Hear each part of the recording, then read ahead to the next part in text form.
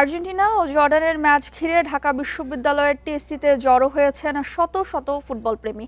খেলা শুরুর আগে থেকে প্রিয় দলের জার্সি, পতাকা আর স্লোগানে মুখর হয়ে উঠেছে পুরো ক্যাম্পাস। ইনি আরও জানাতে টিএসসি থেকে যোগ দিচ্ছেন সহকর্মী খালেদ রায়হান। আর রায়হান, আর্জেন্টিনা আর জর্ডানের ম্যাচ তো শুরু হয়েছে, বড় পর্দায় খেলা দেখতে আর্জেন্টাইন সমর্থকদের ভিড় এবং উচ্ছ্বাস কেমন দেখছেন, কি বলছেন তারা?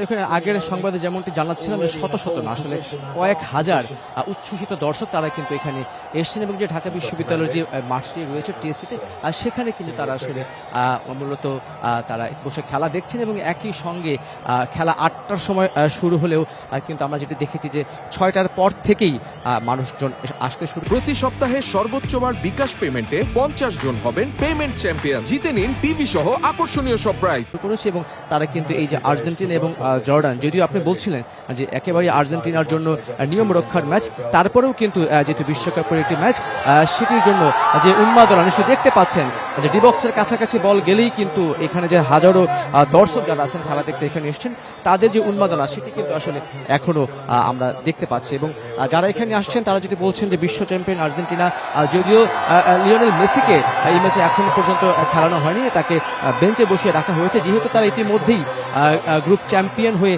পরবর্তী রাউন্ডে চলে গেছে এবং দ্বিতীয় রাউন্ডের খেলা 32 দলের যে খেলা সেটি কিন্তু 4 তারিখে আর্জেন্টিনার অনুষ্ঠিত হবে।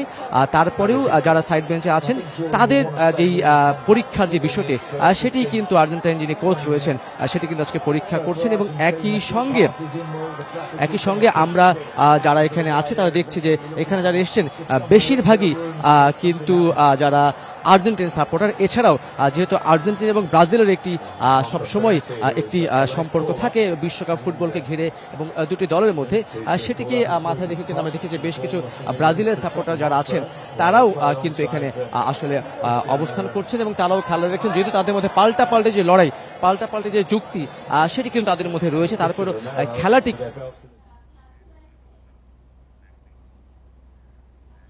টিএসসি থেকে বিস্তারিত জানাচ্ছিলেন সহকর্মী খালেদ রায়হান।